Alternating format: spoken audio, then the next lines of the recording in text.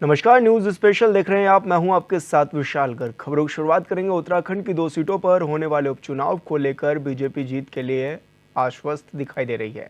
BJP के वरिष्ठ नेता ज्योति प्रसाद ग्यारोला का कहना है कि बद्रीनाथ और मंगलौर विधानसभा सीटों पर होने वाले उपचुनाव को लेकर हमारे पदाधिकारी और तमाम कार्यकर्ता इस समय एक्टिव मोड में नजर आ रहे हैं और जो चुनावी समीकरण बनते दिखाई दे रहे हैं उसमें साफ है कि हम दोनों विधानसभा सीटों पर उपचुनाव जीतने वाले हैं। इसी को लेकर एचएनएन ने तमाम विषयों पर वरिष्ठ नेता ज्योति प्रसाद ग्यारोला से खास बातचीत की है। वर्तमान परिप्रेक्ष्य में अगर देखें तो इस समय जो उत्तराखंड की सियासत है वो मंगलौर और बद्रीनाथ विधानसभा के उपचुनाव के इर्द गिर्द ही हो रही है। तमाम हलकों में इसको लेकर चर्चा है। हर कोई इसमें जीत हार को लेकर गुणा भाग कर रहा है। हर जगह चौपाल लग रही है और इस राजनीतिक गर्मी के बीच में मौसम की गर्मी भी हो रही है। भारतीय जनता पार्टी के वरिष्ठ नेता ज्योति प्रसाद गैरोला जी है। आपसे जानने का प्रयास करते हैं कि इस समय माहौल कैसा है सर? कैसा माहौल है? माहौल बहुत अच्छा है। उत्तराखंड की जनता का मन पुष्कर सिंह धामी जी के नेतृत्व में उत्तराखंड के विकास को बढ़ाने वाला माहौल है।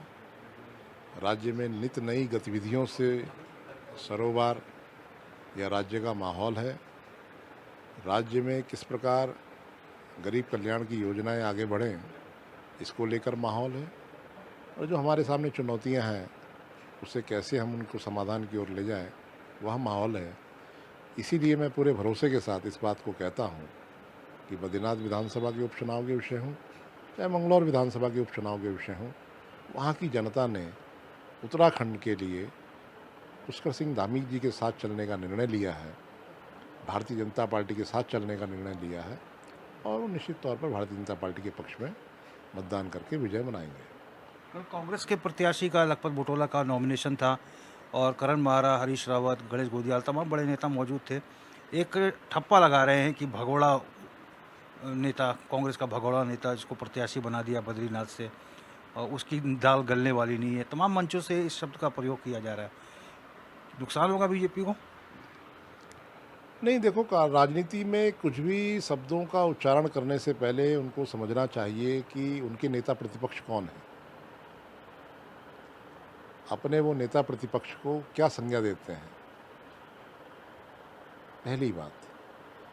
अब विषय ये है कि बदलते हुए राजनीतिक परिवेश में आज अगर राजेंद्र भंडारी जी ने नरेंद्र मोदी जी के साथ चलने का मन बनाया, उनके विचारों से प्रभावित होकर, केंद्र के कार्यक्रमों से प्रभावित होकर, राज्य के कार्यक्रमों से प्रभावित होकर, राज्य के विकास को प्रभावित से होकर अगर उन्होंने भारतीय जनता पार्टी के साथ चलने का मन बनाया और उस मन में अगर बद्रीनाथ के विकास का मन है कि बद्रीनाथ का और तेज़ी से कैसे विकास होगा, बद्रीनाथ को विकास की मुख्य धारा में, प्रमुख धाराओं में मैं शामिल करूं, एक नया बद्रीनाथ बनाने का मेरा संकल्प है।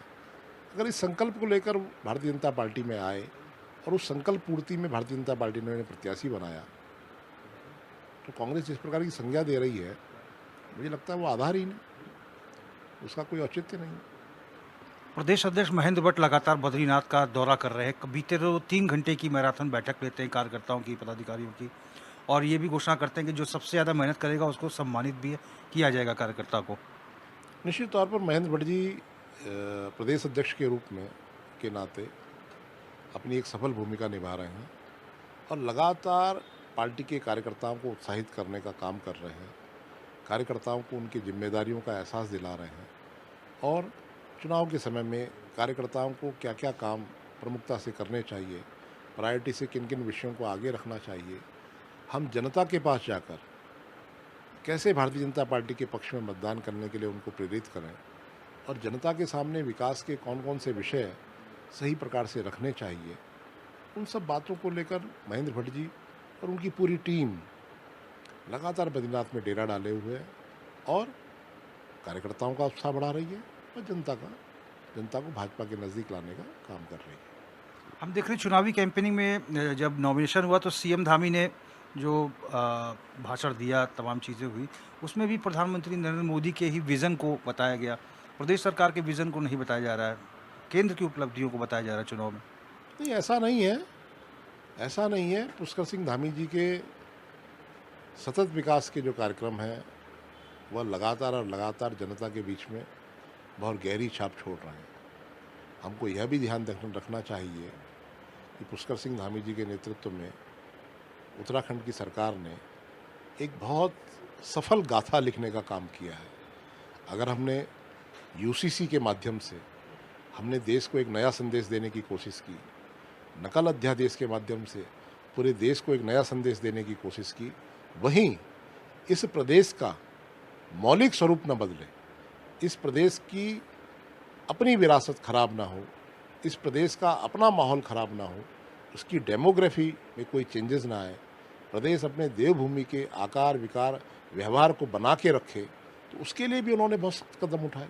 धर्मांतरण के विषय को लेकर उन्होंने बहुत सख्त व्यवस्थाएं लागू की हैं और आज पुष्कर सिंह धामी के प्रयासों से ही कई अपराधी जेलों के अंदर हैं जो इन सारे अपराधों में लिप्त थे। तो ऐसा नहीं, इसी प्रकार से प्रदेश के कल्याण की बहुत सारी योजनाएं चल रही हैं। मुख्यमंत्री स्वरोजगार के विषय में बहुत सारी योजनाओं को हम चलाने का काम कर रहे हैं। तो केंद्र की नरेंद्र भाई मोदी जी की सरकार से, के आशीर्वाद से, उनके मार्गदर्शन से हम लगातार विषयों को आगे बढ़ा रहे हैं। तो यह डबल इंजन की सरकार है, जहाँ नरेंद्र मोदी जी का भी लाभ जनता को मिल रहा है, वहीं पुष्कर सिंह धामी की सरकार का लाभ भी जनता को मिल रहा है। तो ये डबल इंजन की सरकार बद्रीनाथ में विकास की एक नई गाथा लिखने का काम करेगी। उसी नाते हम जनता के बीच में जाकर जनता को भारतीय जनता पार्टी के पक्ष में मतदान करने के लिए आग्रह कर रहे हैं। अच्छा गैरोला सर, राजेंद्र भंडारी तो आपके प्रत्याशी हैं बीजेपी के बद्रीनाथ सीट से, लेकिन उनकी पत्नी अभी भी कांग्रेस में है। वो किसके लिए काम करेंगी? अपने पति के लिए प्रचार करेंगी या फिर कांग्रेस के लिए करेंगी, या वो बीजेपी में आएंगी जल्दी? निश्चित तौर पर आएंगी, बीजेपी में ही आएंगी, इसमें कोई दो राय नहीं है। और वो राजेंद्र भंडारी जी के पक्ष में ही जनता को के बीच में जाकर काम करेंगे। इसमें कोई दो राय नहीं है कि राजेंद्र भंडारी जी की पत्नी कोई अलग रूप से काम करेंगे। मुझे लगता है हम सब पूरे परिवार इकट्ठा होकर भारतीय जनता पार्टी के प्रत्याशी को जिताने का काम कर रहे हैं। 45% मुस्लिम मतदाता मंगलौर सीट पे हैं। एकाएक कैसे परिवर्तन होगा? हालांकि उपचुनाव है, उपचुनाव में हमेशा रूलिंग पार्टी को ही फायदा पहुंचता है, तो संभावनाएं बन सकती हैं भारतीय जनता पार्टी के लिए, ज़्यादा संभावनाएं बन रही हैं। लेकिन कैसे वो भारतीय जनता पार्टी के पक्ष में आएंगे 45% जो मतदाता मुस्लिम हैं? मैं संभावनाओं से ज़्यादा मंगलौर की जनता का मन देख रहा हूँ, और मुझे जो मंगलौर की जनता का मन दिख रहा है वह दिख रहा है कि पिछले कई वर्षों से मंगलौर की जनता ने, चाहे वो बसपा के प्रत्याशी को जिताने का काम किया, चाहे कांग्रेस के प्रत्याशी को जिताने का काम किया, मंगलौर और मंगलौर की जनता ने वहाँ क्षेत्र में विकास कोसों दूर हो गया। उन दोनों जनप्रतिनिधियों ने जनप्रतिनिधि के रूप में मंगलौर की जनता के साथ कभी न्याय नहीं किया, उनको ठगने का काम किया। इसलिए यह एक उपचुनाव ऐसा अवसर मंगलौर की जनता के सामने है जब वो मंगलौर में विकास की नई इबारत लिखने का काम कर सकते हैं। तो मुझे लगता है कि मंगलौर की जनता इस चुनाव के माध्यम से विकास की एक नई इबारत लिखने का काम करेगी, और मंगलौर भी नरेंद्र भाई मोदी जी के रास्ते पर, पुष्कर सिंह धामी जी के विकास के रास्ते पर चलने का काम करेगा, और ऐसा मन मुझे बनता हुआ लग रहा है। कांग्रेस एक नैरेटिव सेट कर रही कि करतार सिंह भड़ाना जो है वो आयतित प्रत्याशी हैं भारतीय जनता पार्टी के। बीजेपी के कुनबे में कोई ग्रास रूट का कार्यकर्ता नहीं था जो भारतीय जनता पार्टी ने आयतित प्रत्याशी उतार दिया। देखो, कांग्रेस के सामने समस्या क्या है? कांग्रेस विकास की बात नहीं करेगी, विकास का कोई रोड मैप कांग्रेस के पास नहीं है, कांग्रेस के पास विकास का कोई एजेंडा नहीं है, और ना वो विकास के बारे में सोचते हैं, ना उनके सामने कोई समाधान का कोई मैप है। कांग्रेस इस प्रकार के विषयों को लाकर भ्रमित करने का काम करती है, भ्रमित करने का काम करती है। कांग्रेस अपने घर में देख ले पहले कि उसके यहाँ कांग्रेस के घर में किस किस प्रकार से नेताओं का अंबार लगा हुआ, और कांग्रेस तो अपनी नीतियों के कारण लगातार और लगातार टूट रही है। कांग्रेस अपने नेताओं को संभाल के नहीं रख पा रही है, तो इसमें भी दोष हमारा है। कांग्रेस अपने घर को नहीं संभाल पा रही है, इसमें भी दोष हमारा है।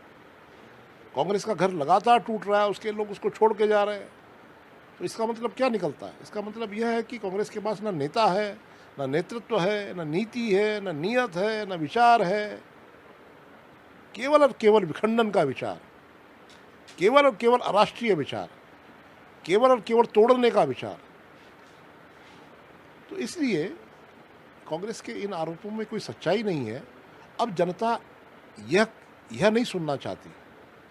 जनता अब हमारे लिए आपने क्या करना है यह सुनना चाहती है, और जिस बात को हम कह रहे हैं। गेहलोत साहब, पिछले वार्तालाप में आपने कहा था कि काफ़ी नाराज़गी है जनता में काजी निज़ामुद्दीन के प्रति मंगलौर में।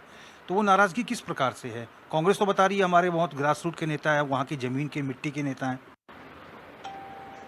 वो मिट्टी के इतने नेता हैं कि मिट्टी के नीचे चले गए। और मुझे लगता है कि काजी निजामुद्दीन ने अपने विधायक के रूप में मंगलौर की जनता के साथ कभी न्याय नहीं किया। केवल और केवल उन्होंने हवाई राजनीति की और कभी मंगलौर मुड़कर वापस नहीं आए। मंगलौर के विकास के कामों में कभी उन्होंने कोई लगातार अनदेखी करने का काम किया, मंगलौर की जनता को अपने से दूर करने का काम किया। और इस चुनाव में उनको निश्चित तौर पर मंगलौर की जनता सबक सिखाएगी।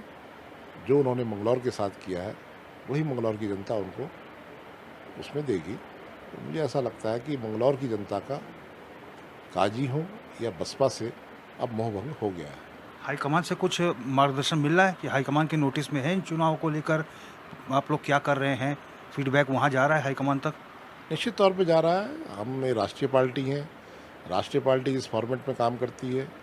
तो चूँकि केंद्रीय पार्लियामेंट्री बोर्ड ने ही दोनों को प्रत्याशी बनाया है, इसलिए लगातार केंद्र भी मॉनिटरिंग करता है और राज्य स्तर पर भी मॉनिटरिंग होती है। जिला स्तर पर कार्यकर्ता काम में लगे हुए हैं, तो आवश्यक जो मार्गदर्शन होता है वो समय समय पर होता रहता है।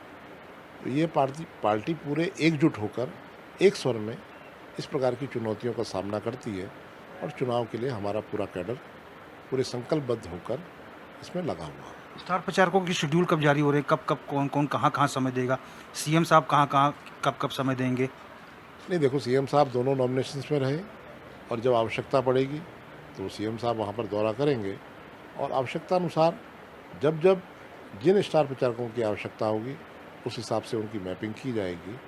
और अभी चुनाव की गर्मी शुरू हुई है, अब धीरे धीरे देखिए आगे स्टार प्रचारक भी आएंगे और कार्यकर्ता भी उन क्षेत्रों पे काम करने के लिए तैयार होंगे। अंतिम सवाल सर, पिछली दफ़ा आपने कहा था कि शाहनवाज हुसैन और जयंत चौधरी आ सकते हैं, तो उनके आने का कुछ कार्यक्रम बन रहा है?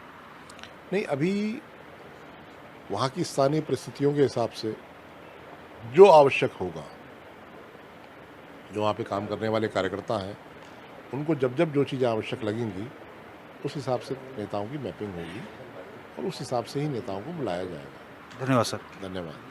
तो हमने बात की भारतीय जनता पार्टी के वरिष्ठ नेता ज्योति प्रसाद गेरोला जी से। ज्योति प्रसाद गेरोला जी का स्पष्ट रूप से कह रहा है कि चाहे वो बद्रीनाथ उपचुनाव हो, चाहे वो मंगलौर सीट पर उपचुनाव हो, भारतीय जनता पार्टी बिल्कुल ग्रास रूट पर इस समय काम कर रही है और भारतीय जनता पार्टी के उम्मीदवार बहुत मजबूत स्थिति में हैं और इस बार जीत के इस कारवां को उपचुनाव में भी भारतीय जनता पार्टी जारी रखने वाली है।